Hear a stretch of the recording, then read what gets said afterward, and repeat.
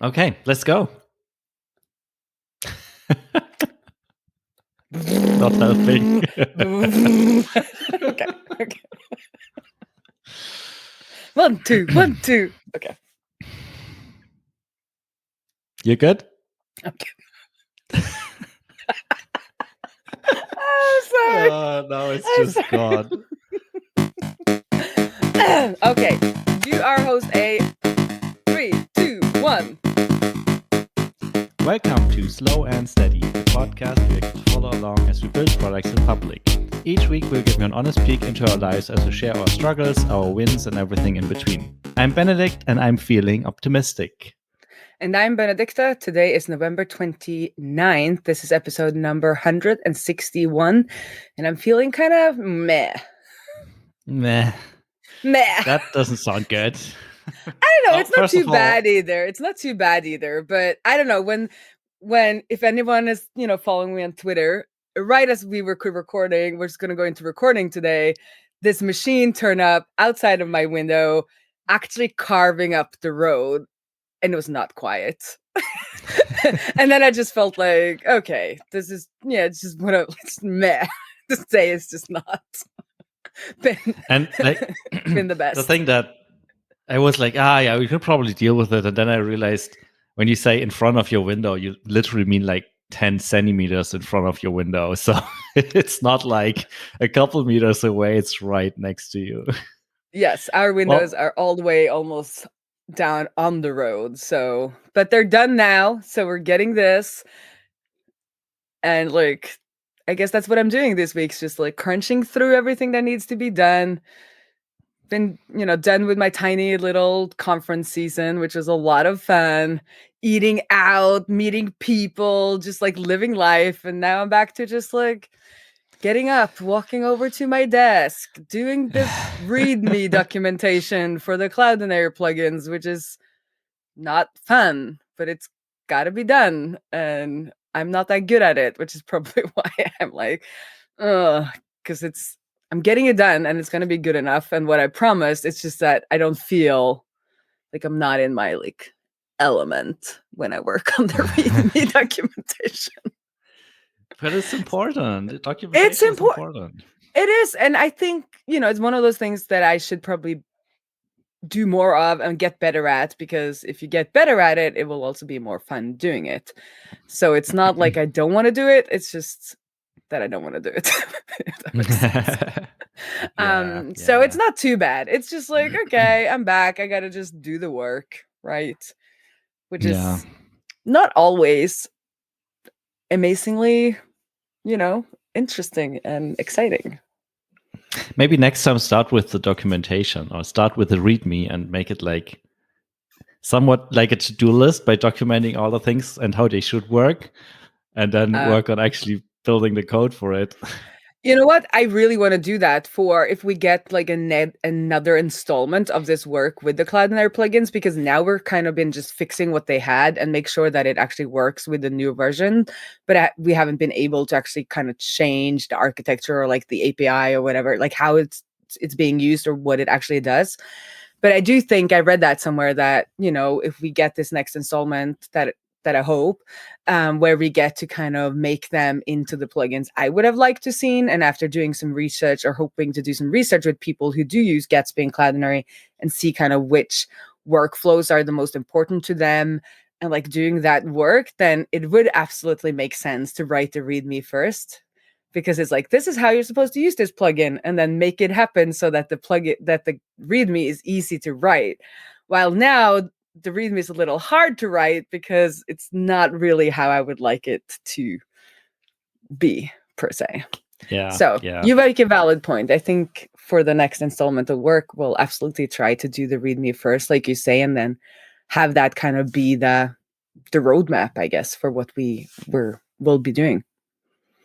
But yeah. A friend of me called this dream code for a while. Just like write the code you'd love to write and then figure out how to make it work.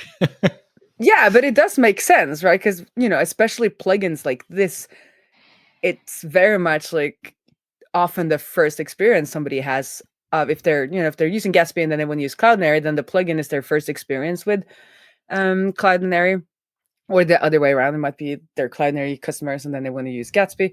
Anyway, and it should read and like work in the way that they expect and like how they wanted to work, and not, I don't know. Yes, the point was, I agree. That was the point. I'm not going to elaborate any further. But you have had some, because I had some exciting weeks, and then you've had an exciting week or two. I had an exciting week and a very like relaxed, slow week. So 2 weeks ago, I was at MicroConf in Malta, MicroConf Europe, that is, and it was great. It was good to be back at the conference, meet a lot of people that I haven't seen in a couple of years, meet old friends, make some new ones. It was, I had a blast. I had a really nice time there. And it was also nice to get into warmer weather for a couple days, because around here it's pretty gray and just sad. So getting to Malta and enjoying a couple of days of sun was a welcome break. A little jealous of that. Yeah, I definitely recommend it. It's gray and rainy. We haven't gotten the snow yet, which is kind of the worst part of Norwegian weather, when it's like getting cold but not cold enough to turn the rain into snow. And yeah, so we had like a rainy Christmas tree lighting ceremony on Sunday, which doesn't give kind of the same vibes as, like, you know, when there's like light snow on the tree. Yep, I can totally see that. The problem I have with like winters in Germany is like we never get outside of the rainy thing. Like there's just no snow. It's always just gray and rainy. Oh, you never get to the good part of winter. Oh, that makes sense. No, maybe for a day, and then the day after it's like all smushy and like disgusting. So yeah, we never get the good sides of winter, at least not in the past couple of years. Well, anyway, back to what you were saying. Yeah, I also had a chance to meet one of our, well, not really employees because she's a contractor, but one of our team members at the conference. Our customer advocate, Katarina, was there as well. And I met her for the first time in person, which was also nice. Because so far, I think from the people on the team right now, I only met Jane in person a couple years ago. It's been a while as well. So it was nice to bond a little bit in real life. And we had a great time as well. So yeah, that was nice. I also enjoyed the kind of new format of MicroConf Europe. I guess it was the same as like last year, but I didn't attend that one. So for me, it was new. So they only had like 4 talks this year. And the rest was like we had some activities downtown, so we got a little bit outside, and there was a lot of like founder blind dating sort of, which was nice to meet a couple new people and make some new friendships. And for example, I ran into someone just a couple kilometers away who basically lived nearby, and I didn't know about them and they didn't know about me. And it was nice to be like, oh, you're from Frankfurt as well. Yeah, nice. So hopefully we can meet up around here from time to time as well. Absolutely. But overall, like, while it was a lot of fun, it was also exhausting. There was a tiny seat retreat for the new batch right before MicroConf. And while I wasn't part of all of that, because like they had masterminds and stuff like that, I was allowed to the dinners and the activities they had. So all in all, it was basically 4 days of socializing and talking and networking. And by Friday, I was pretty exhausted. And I had a sore throat, and it was like, is this like, am I getting COVID again, or is it just like from talking so much? I met all these people. I got the plague now. You're joking, but yeah, like a couple people tested positive during the conference. Yeah. So I know. We just get a joke about it at this point. I'm sorry. Yeah, that's how it is. So far, so good though. Sore throat was gone on Saturday. And I didn't feel bad the entire time since. Even tested negative a couple times, so I guess I'm good. But yeah, overall, had a blast. as Did usual. all the new tiny seed companies come to the retreat? I'm not entirely sure. It was mostly for the European batch, so for Tiny Seed Europe. And I'm not sure if it was all of them, but it was a decent chunk. So there were a couple new faces and a couple new people. And I also got to meet a couple of our customers, which was also nice. A couple that I knew of and a couple that I didn't know of until I met them in person. And they're like, "Hey, actually, I'm a customer." I'm like, oh, now that you mention it, I think I saw your name somewhere, sometime in customer support. I was asking So, because I was just wondering, is there any of the companies that you feel like extra, I don't know what the word would be, but like any of the companies in the new Europe batch that you're extra excited about or find extra interesting, I guess. I don't know what is interesting as well. Like added that a couple from Germany in there this time.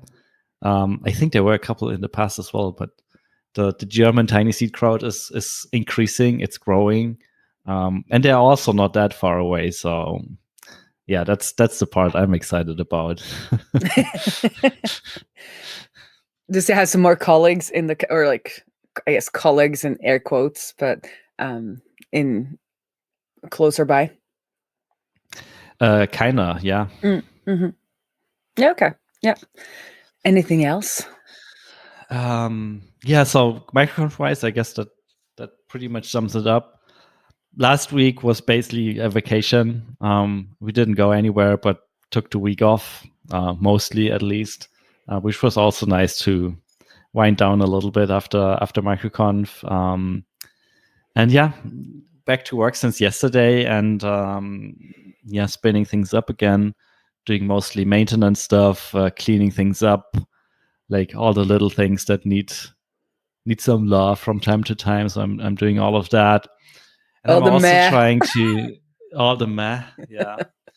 I'm also trying to get a little bit better at managing my to-do list, because before those 2 weeks, it's been basically constantly growing and at some point starting to overwhelm me. So I'm using things for my like the app on Mac to manage my to-do list. But at some point I noticed that my today list just kept growing and growing and growing, and I started to ignore it because it was so long. You So always know, ultimately, no, it's good when you stop opening your to-do list app. That's when, then then something's going it's on. like, it's a little breakdown of the system. Mm-hmm. Mm-hmm. So I'm trying to be better with this this time around. Once again, trying to get a proper process in place, like doing using the like things as a inbox feature, which is basically like where you collect stuff as it comes up and then you sort it into categories or into the calendar and stuff like that. So I'm trying to do that more, and also every morning be a little bit more deliberate about what's the plan for today, and picking the tasks, and also trying to break down tasks a little bit more,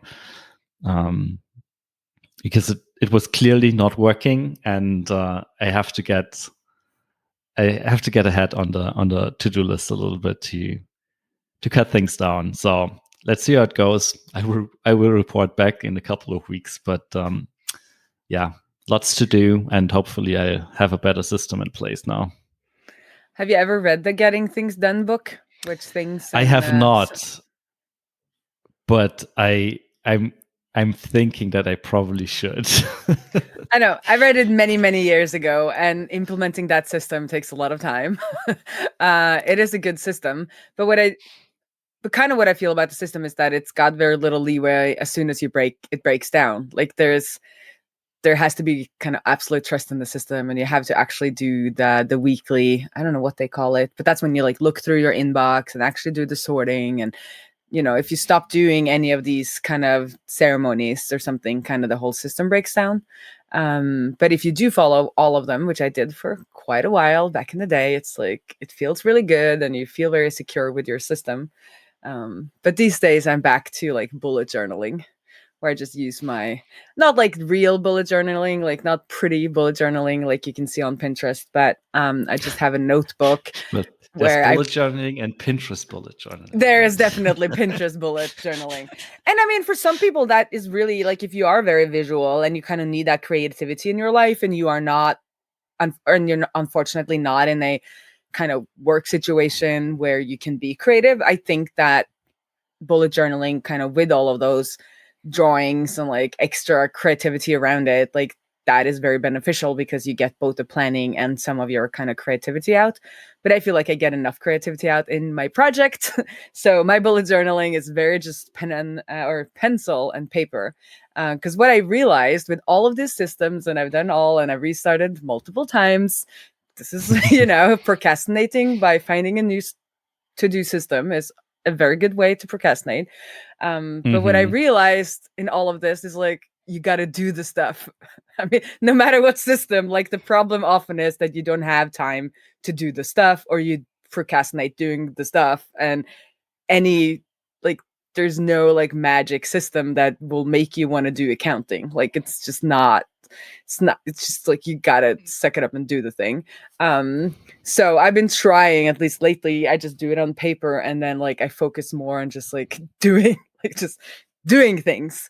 And the more you do, the less there will be on your to-do list, of course. And then also, what's fun about paper, if you do it like if you do that method properly, you end up rewriting your to-do list again and again. While in a digital system, it can kind of just be like this dumping place, and you end up having all kinds of things.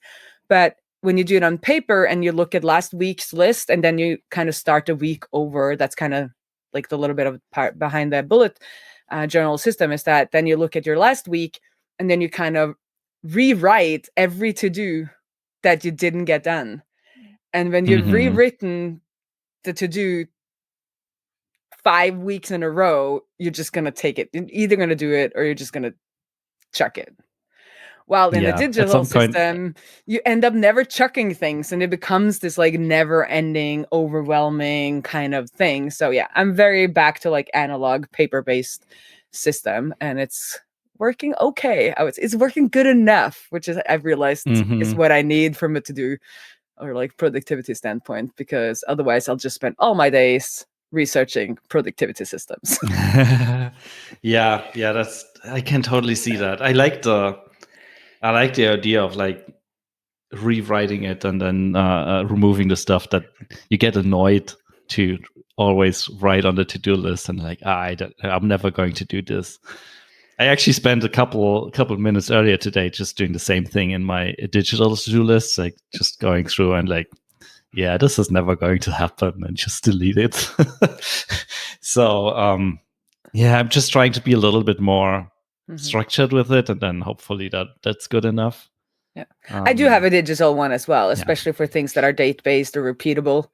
Like I do have that, but for most of the work, I try to start Monday. I'm part of this group where we take out our books and then we plan our week, or like major things to do that week, and starting to learn that there can't be so much like big, in addition to kind of the repeatable task and the kind of maintenance of your everyday life and everyday business. Like there's less time than I think to get other stuff done, and kind of doing it on paper is starting to teach me that, okay, I cannot have as many kind of extra projects in the week. Then, yeah.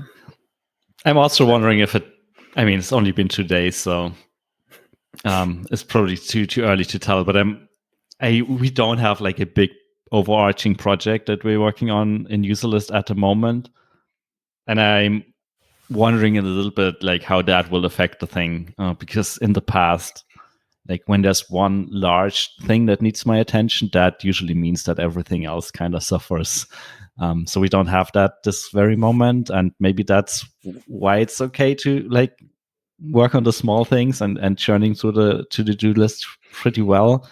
But yeah, once there's a big thing again, maybe it will be a different picture, I guess. Oh yeah. Well, my big thing though, because I also have a big thing when I get done with the readmes or the documentation for Cloudinary, then I'm still working on Pruner Follows at prunerfollows.com. We are working toward a product hunt launch actually on December 8th. So Sada's going to help manage that, which I'm very happy I got into the agreement. So they'll kind of send me a to-do list of everything that needs to be done for product hunt listing, because I haven't really done one for real. And then last Friday, we had the first unofficial or official, I don't know, I put un in parentheses, unfollow Friday, which was actually Michael's ID from PG Mustard. I Nice. stole that idea from him. He gave me that idea. So that's kind of fun. So we're going to try doing that all through December and probably a little bit more, like kind of just like have a little fun with doing some unfollowing on Fridays. And funnily, and it's also been like kind of fun because I made this, as a fun project, and I'm now doing it together with Seda, who's sponsoring the work. But it's always fun when you get to like, people reach out using the product. So I had a person I met at a conference and he was like, "Oh, what was that, app again?" And I was like, "Oh, Print Your Follows." And then he started using it and he kind of gave me a little bit of a running commentary in Twitter DMs. And at one point he was like, "Lol, and here are all my failed projects over the years for which I made a Twitter account." And I had the exact same thing happen to me when I was looking through like unactive and unpopular categories. I was like, "Oh, that project. Yeah, that project." But luckily I stopped making Twitter accounts for my side project many years ago. But so that was kind of fun because I felt like the same thing had happened to me. And then another user told me that like he feels like he can follow more people now and be a little bit more uncritical in who he follows because he can then more easily unfollow people again, which I think was an interesting kind of insight from him, because that means like maybe he'll follow people that he wouldn't have otherwise, and like maybe widening his bubble a little bit because he knows that he can like tighten the bubble again on Twitter. So so got some good kind of fun feedback to get on our little side project, or whatever we want to call it, for Pruner Follows. So we'll see how it goes. I got one more thing. I want to do some server-side rendering for it this week, and then revamp the marketing site, and that's what needs to be done technically before we kind of launch it on Product Hunt. We're a little unsure like how, like if December is a good time to launch anything, but also like I don't have like high ambitions for it. It's more just, to make some noise and yeah, I don't think we're gonna like top it the might not be list. the worst time, because I mean, in the end it's not like a product that people will pay for, so it's probably also something they use in their spare time, maybe something they want to do over the holidays. So Yeah, I thought we maybe could it's a have good some, time in for them. addition to like Unfollow Friday, we could have a little bit of like, Christmas clean, like clean up do some cleaning of your lists or whatever over the holidays, same way you like clean your house, like getting ready for the new year. Like we can do some fun things around that. But we'll see how it goes. It will be fun to do. I accidentally, I think I didn't I had to put POW on Product Hunt because I was part of this competition where it had to be on Product Hunt, but I put like no effort into it. And I think I did like everything wrong. So even the people of Product Hunt, they were like, "We unlisted your listing." I was like, "Why? Why?" And they were like, "Because you're supposed to like list it at midnight." Like, cause I like listed it. No, it's a like random time during the day. So it's like 2 hours left of that day's voting or something like that. Cause it's like California time. So they were like, "Oh, Yeah. we unlisted it for him. We're going to list it again tomorrow because that will be more beneficial." I'm like, "I don't care. I'm just part of this competition." But anyway, so I was, but that's the only time I've ever launched anything on Product Hunt. So this time, we're going to do it by the book. The only thing that seems to make a real difference is have someone popular post it. Like that for us was always the make or break. When we posted it ourselves, zilch, nothing, no upvotes. But if someone else posted it, preferably someone from the old guard, because apparently their posts get features automatically, Oh, so you mean the that- hunter? We need like a good hunter. Yes, you need a good hunter. That's Ah. that's at least in my experience the magic ingredient. And also you need like a lot of like if you're just like a very popular person and have a large Sure, that following, helps as you'll well. get a lot But of votes. having someone popular posted, I think, instantly gets you to the front page, and that then gets more eyeballs than when you launch it yourself and it's somewhere on page whatever 200 or whatever. So yeah. Okay, so At if least you get somebody, that's the last mite. Yeah. So if you get like one of the older the people who've been on the platform for a long time, if they hunt the product and they put it out at like midnight California time or whatever, I think it's like 9 o'clock Europe in the morning, then you're already on the first page, and then you're obviously getting more votes from people just happening to go by the page, but who don't know who you are. Okay. Yes. Okay. I think that's the working theory. I mean, That's it's the been a working- while since we launched. I mean, something. nobody knows because this is all secret, and I now heard that there's like a ton of bots on Product Hunt. So we'll have fun. it's I'm gonna make probably a little mess by now. video just for fun. Like I'll make one of those like videos where I like talk through the product to put on top of Product Hunt. Very low production, but kind of just cute, like indie hack style. Yeah, let us know once it's out there, and we'll of course click upvote. Yes, I think it will be so. December 8th is a Thursday, so I imagine it's going to be when the next episode comes out on that day. So we can mention Okay, so we it in remind next week's. everyone next Yes. week. Yeah. Yes.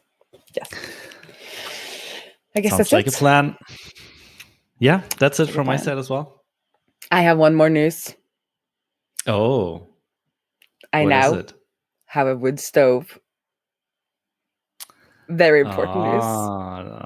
Very cool. Is it finally set up, installed, connected? all of Everything's it? done, but it has to dry until December 9th. So I still gotta wait to fire it up, but I can look at it every day. Perfect. Looking forward to your experience actually using it. Yes, I'll like bring everyone over and like we'll get some audio from the crackling sound. Or maybe not. Yeah. I am very excited, and everyone needed to hear that. So that's my wrap up for today. Cool. Well done. Talk to you next week, and maybe hear some crackling sounds. Good stuff. Yes. See you around the interwebs.